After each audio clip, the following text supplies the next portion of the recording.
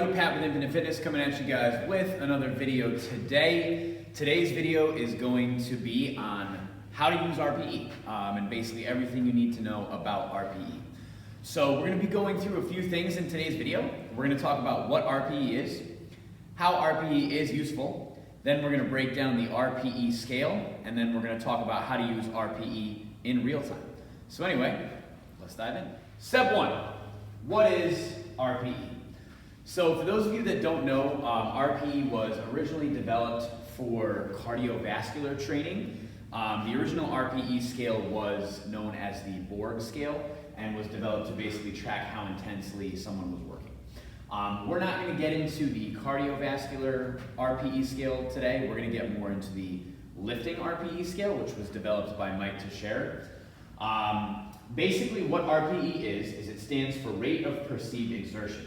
It's a way for us to track a given intensity of a set or the amount of reps in reserve someone has at the ending of a set. So we know what RPE is, but how is RPE useful? So there's a few ways that RPE can be useful in a program. The first thing is it allows us to attach a given intensity to a set. So what does that mean? So let's say that I programmed a set of 10 reps for someone, and I just said, all right, perform a set of 10. Some people would perform a set of 10 that was very low level, not challenging at all. Other people would fall on the other end of the spectrum and perform a set of 10 all the way at failure or barely make it to 10 reps. And then some people might fall in the middle and choose a moderate way to perform a set of 10.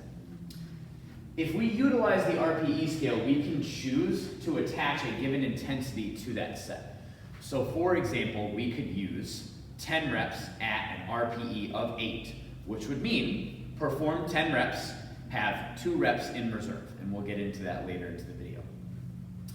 This basically also allows us to track the total stress of a program. So if I wrote in a program, perform 3 sets of 10 reps, and I had a client that was performing 3 sets of 10 reps at a very low level, that would probably not be enough stress for them to improve and see progress. If I had another client that was performing 3 sets of 10 reps all the way at failure, that would be enough stress for them to see progress, but they probably wouldn't be able to train hard for a meaningful amount of time. So they would need to take a deload week or an easy week every few weeks just because their program is so hard. So RPE allows us to attach given intensities to sets and also adjust the intensity based on the outcomes of the program and how you feel day to day. So let's say I wrote in a program, perform 3 sets of 10 reps. I might have a client that does 10 reps at 145 pounds, and let's say that they feel great that day. They're having one of the best lifting days of their year. And then the following week they come in, they haven't gotten a lot of sleep, their nutrition's been off. That 145 pounds that they lifted the week before is probably not going to feel the same. So RPE also allows us to adjust the amount of weight that we have on the bar based on our lifestyle factors, how we're feeling on a given day, how mentally ready we are for that particular workout. And it allows us to make adjustments on the fly, and we will talk about how to do that later in the video. But before we talk about how to do that, let's actually look at what the RPE scale looks like. Drum roll, please. I present to you your RPE scale. So, this is the RPE scale. We are going to go through each one of these, talk about what they mean, and talk about the given intensity. So to keep things simple, the RPE scale runs from the number 1 to the number 10, okay? 1 through 5 are usually not going to be programmed into a program. And the reason why is because sets that are above 5 reps away from failure are relatively easy and are not going to have as much carryover into strength, building muscle, so on and so forth. They do have their place on easy weeks, but they're not going to be seen that often in day-to-day programming. After we get through the 1 through 5, that is where we start to get into the meat of most reps in reserve or RPE program, okay? So a 6 RPE stands for a moderately challenging set where 4 more reps could be performed at that given weight. So if I wrote in a program 10 reps at 6, it means that the person could perform 10 successful reps and have 4 more successful reps in the tank. They wouldn't perform all 14 reps. They would stop at 10 reps when they were 4 reps away from failure. That is a moderately challenging set. An RPE 7 is a challenging set, okay? A little bit more difficult than a 6.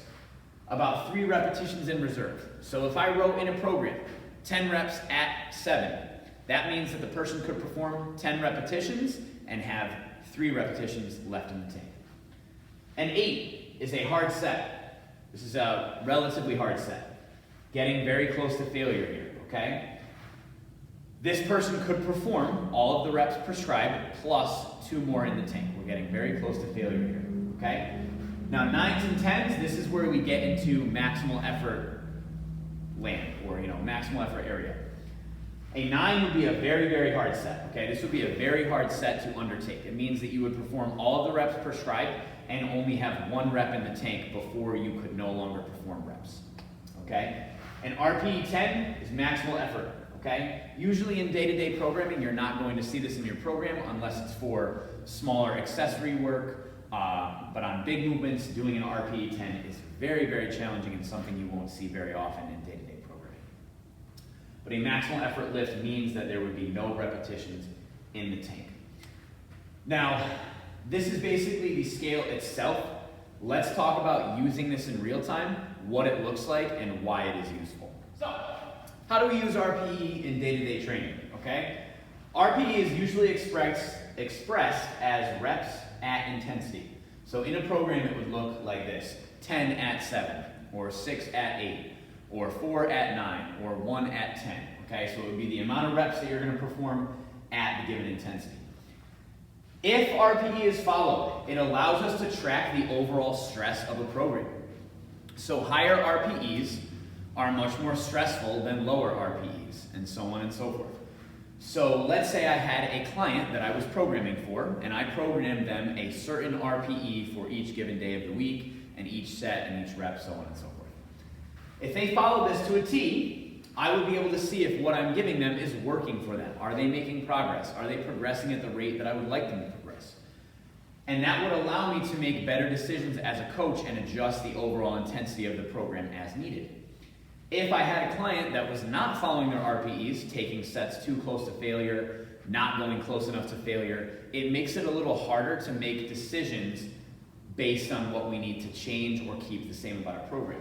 So if RPE is followed correctly, it can be very, very useful. And so I think this is where a lot of people get caught up. So the issue that a lot of people have with RPE is that the same weight might be a vastly different RPE from week to week. So you might go in and have a typical day and put 200 pounds on the bar, and that might feel like an RPE 7 for 5 repetitions.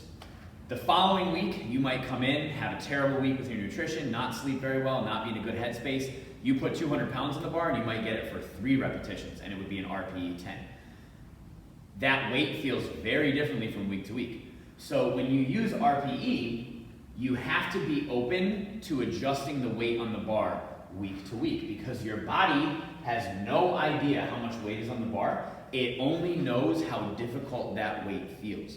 So if you're belligerent about your training and you walk in and you say, hey, I did 200 pounds last week, I'm just going to do that again, that might be too heavy for that day. It also might be vastly too light. So if you have a really good week of training, you hit all your targets, you get sleep, you eat really well, you might come in the following week and 200 for 5 reps might be a warm-up.